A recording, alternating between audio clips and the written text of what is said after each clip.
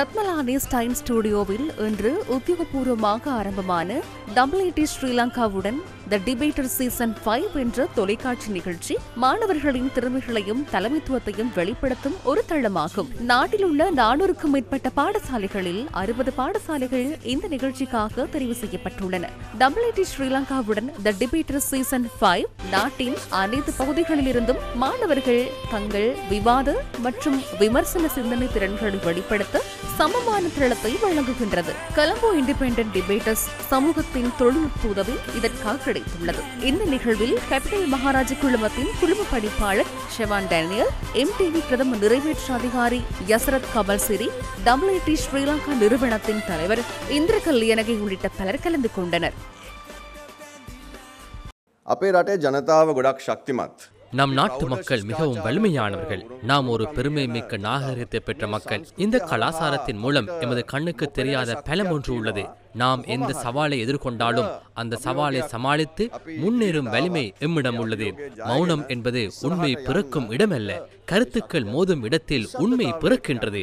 ஆனால் இன்று கருத்துக்கள் மோதும் இடங்கள் மிகவும் குறைவாகவே உள்ளன. Facebook அல்லது சமூக ஊடகங்களில் அதிகம் கூச்சலிடுவோர் வெற்றி பெறுகின்றார்கள். அதுவே மக்களை உண்மையை பற்றி பேச பயமுறுத்துகின்றதல்லவா? உண்மையை கூறினால் அப்படி சுற்றி வளைத்து தாக்கும் போக்கி இருக்கின்றது. பிறகு என்ன நடக்கும்? பொய்கள் வெல்லும். பொய்களும் வஞ்சகமும் உண்மையாகின்றன. அப்படி ஒரு நவீன நாட்டை நாம் உருவாக்க முடியாது. என் பிள்ளைகளே, நான் 2 வார்த்தைகளை பயன்படுத்துகின்றேன். ஒரு நவீன தேசம், ஒரு நவீன இலங்கை. சிறந்த சிந்தனையுடன் ஒரு நவீன நாட்டை நோக்கி இந்த பயணத்தில் நம் பிள்ளைகள் அதை உருவாக்குவார்கள் என்று நான் நினைக்கின்றேன். அதனால் தான் இந்த கருத்து மிகவும் முக்கியமானது. இந்த விவாதிகள் வெறும் 2 குழுக்களாக விவாதம் செய்வதில்லை. விவாதிகள் மூலம் எமது இந்த பிள்ளைகளே கருத்துக்களின் மோதலை உருவாக்குகின்றார்கள். அந்த கருத்துக்களின் மோதல் உருவாக்கப்பட்டு அங்கிருந்து வரும் உண்மை, புத்திசாலித்தனம் மற்றும் அறிவினூடாக ஒரு சமூகம் உருவாகும். සහ දැනුම මත නිර්මාණය වෙන සමාජයක්. අපි දැක්කා රටට හොඳ නායකත්වයක් තියෙන්නට ඕන. நாட்டுக்கு நல்ல தலைமைத்துவம் தேவை என்பதனை நாங்கள் கண்டோம். அதற்காக நல்ல தலைவர்கள் உருவாக்கப்பட வேண்டும். 2ஆம் நிலை தலைமைத்துவம் உருவாக்கப்பட வேண்டும். இந்த காரணங்களால் தான் இந்த பட்டறைகளை முன்னெடுத்து வருகின்றோம். இன்று கம்மெத்த விஃபோர்ஸ் மூலமாகவும் பல்கலைக்கழகங்கள் மூலமாகவும் இந்த தலைமைத்துவ பட்டறைகளை நாங்கள் செயற்படுத்துகின்றோம் என்பது உங்களுக்கு தெரியும். இந்த விவாத மேடையை ஒரு தலைமைத்துவ பட்டறை திட்டமாக நான் பார்க்கின்றேன். தலைவர்கள் இங்கிருந்து பிறக்கின்றார்கள். ஒரு போட்டியை விட இது உங்களை தலைவர்களாக வெளியிட வாய்ப்பளிக்கின்றது.